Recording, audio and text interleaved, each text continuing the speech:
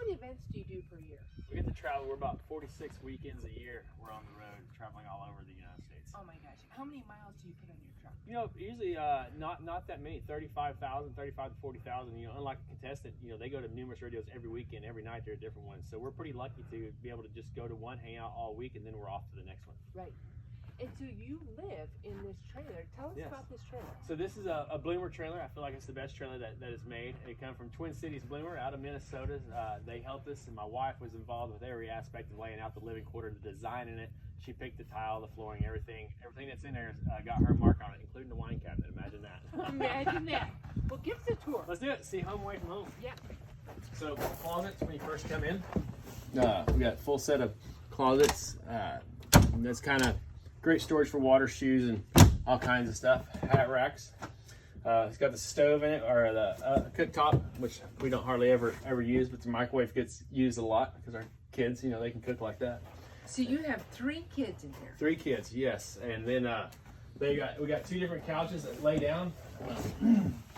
So this is an actual 7-foot couch. It's one thing that I like as I'm not super tall, but 6 foot tall. You know, you want to be able to stretch out. So I really love this couch. You can actually lay down on it and take a nap. But it lays down into a bed. And then this couch over here is a full-on hide-a-bed. So we'll put 2 kids on it. We pull it completely out. And the thing that's nice about it, as far as making the bed up in the morning, I mean, the blankets stay on it. And you just fold it right back up in the couch. So it makes it super easy to put away. So, it is beautiful. And then the saving grace to our marriage on the road is the washer and dryer built in. Because my wife does not like going to the laundromats. So you can stay inside and get it done. And she said in close second place is the wine cabinet. Gotta have the wine cabinet. She loves the wine cabinet. Maybe she's drinking and doing dishes at the same time. In the morning, it's coffee time, and then it goes to wine o'clock. Yeah. And so, where do you guys? So we're up in the top. So then we'll come into the bath, and this is you got it. Yeah. I probably could have cleaned that up a little bit, but yeah, we're up top. It's got the door, full TV, everything, shower, and toilet, and whatnot. It's in here with the sink, and then Carla's got her closet. She's a bunch of shoes and stuff in there, and then I have above the washer dryer. This is kind of clown quarters, I guess. Everything in here has to do with clowning. I mean, all my costumes, the different shoes, knee braces, everything it takes for me to get in the arena. So. And your makeup, where do you do your makeup at? I do it right in the bathroom, right there, yes. You fight I'm usually pushing the other girls out of the way and be like, hey, I've got to be in there. Y'all known all day we got a rodeo at 8 o'clock, and I'm trying to get ready, and they're all in there. We have two mirrors now because of this reason, so we have 2 places to get ready.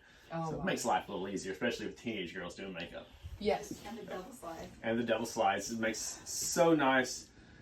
For the big area, you know, I can work out in here in the mornings, and used to, you know, you're pushing the kids out of the way, and now it's really nice to have this kind of room. You know, we're here for a week, so you can make home. Right. And what is your workout routine? Because it's physically demanding. You know, I'm not a big like super crazy. Like there's my bullfighter buddies. You know, they give me a hard time because they quote 6-minute abs. But I try to do some cardio and just kind of stay in shape. I lift a little bit. I've had enough injuries that if you try to do too much, like it truly will almost cripple you with the compressed disc that I have in my neck and stuff. So like I just kind of try to stay in shape. That's where it's at. If you can just keep your body running and doing good. And I always say nobody wants to hear the rodeo clown huffing and puffing on the microphone. So you leave tomorrow and you won't be back until the end of March. Yeah. So we'll head. I call it my Florida run. So you know they're calving here and it's cold, and I'm headed to Florida for a month. And I saw you take this down. This is extremely light. Yes, it's super light. Like my kids can work it. It's one of the things I love about it. It's got springs in the hinge of it, which makes it easy to work it. Horses travel in comfort in this thing. I mean, it's got the ramp, which is easy loading for them. And then this is a 4-horse. My other one is a 5-horse, and I'm down to 1 or 2 horses now, so no reason to have that extra room. So the front 2 are clown props. My barrel and whatnot travels in that, and then the back 2 are for my horses.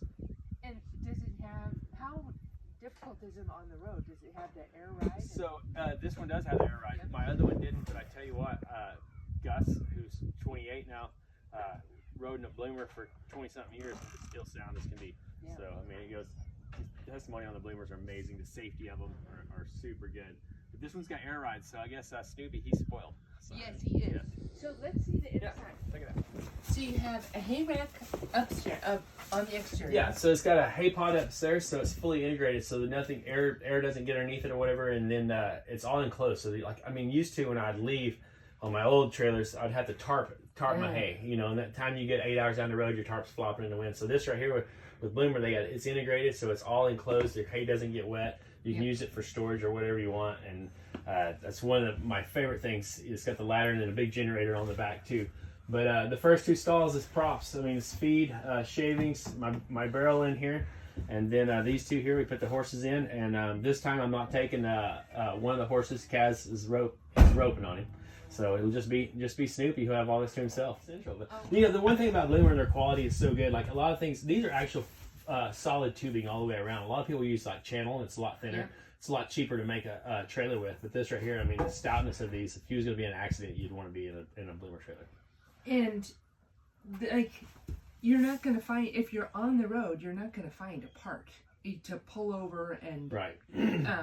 If you had another trailer that was breaking down, right, how it'd be difficult to pull into an auto parts store. You're not going. Yeah, they're not going to have what you need. The good thing about the trailer places, you like somewhere as big as Bloomer or something. If you did need part of an axle or part of a a rotor or whatever or something, they could probably get it to you. Yeah. Luckily, you know what? I've had zero problems out of this trailer. It's been great. Now we did have a trailer that we ran the wheels off of. We traveled up and down the road forever, and it was an older trailer. My wife had been talking about getting a new trailer, and she was by herself in Colorado, through Craig, Colorado. I was in Alaska at the time flying. I went up there and worked the rodeo, and my wife was with the kids headed to another rodeo, and a wheel came off. The bearings went out and passed her on the road, and she was so mad that by the time I got back to Gunnison, Colorado, she had a brand new Bloomer at the rodeo grounds waiting to move into. Yes, yeah. That's what it takes. Learned my lesson. Keep mama happy. Keep mama happy. Yeah. So the expense of the Bloomer was worth it. 100%. I mean, they're probably one of the more expensive trailers, but you get what you pay for. Right. Yeah. Your horses are happy. Your wife is happy. I'm happy. You're happy. Yeah. That's the way to go. Everybody's happy. Good. You can't beat it. So this is the back tack. I got to load another saddle or so in it, but this right here opens up as well, so you can access all your storage and whatnot. The trick riding saddle, and I got to go put another rope and saddle in. Deep buckets back here. You said it's 41 feet on the floor. Yep. Yeah. So about 48, 49 feet total length. I mean, it's a big dude, but it pulls great. Yeah. I got a Ford 450. Yeah. Ford 450 wood. The size bigger. Yeah, it is amazing. It's the 10 speed, and it's got 12-inch disc brakes on it, and I mean it can stop it. And you said the electric brakes. You experience a difference. Yeah. So with the trailer, we have the electric over hydraulics, which is really nice. I mean the brakes. This thing right here, truck-wise, you wouldn't have to use a truck. You could use your actuator on the brake pad and stop it. I mean this thing right here, it's got a nice set of brakes on it.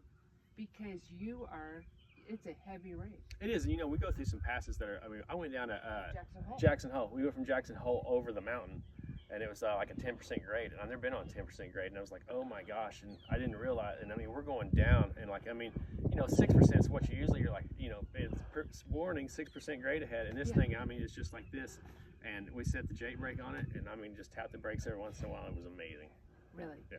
We took our trailer and burned up the brakes and got stuck in, what town did we get stuck in? Like Arizona somewhere for a day and a half with burning up our brakes. When it happened, we were tossing snow on our brakes. Oh no. Yeah. So you can't avoid that because we didn't have someplace to go to. Yeah. But you have a event to go to. Yeah, you can't be afforded to be broke down. I mean, you have to get there. You're contracted, and they want you there, and so no excuses. You have to have a rig that's dependable to get up and down the road. And so I remember one time we was going down Rabbit Ears right outside of Steamboat, and I remember I hit the floor like I lost my brakes. My wife just cringed, and I just started laughing. She's like, not funny, not going down Rabbit Ears. So. You're funny in the arena, not in the truck. Not funny here. Yeah, but you know what's awesome about my wife? I mean, so she helps me at the rodeo. She's the behind the scenes and everything. I would send her right through Chicago or Houston, Texas this week. She's one of the best drivers in the world. Yeah. If we ever quit rodeoing, I'm gonna get her a job for JB Hunt. She's gonna be a trucker. Oh, that's a girl. And send the check home. That's right. You stay on the road and send the check home. Yeah. We'll buy feed. I'll tell you one more cool thing on this trailer. So this is something you don't see on very many trailers, is the back closet. Oh. So it's great for, I mean, it's got full racks. Not everybody traveling would have a wig hanging from a hanger. Yes. But yes. Lawn chairs and my wife's margaritas.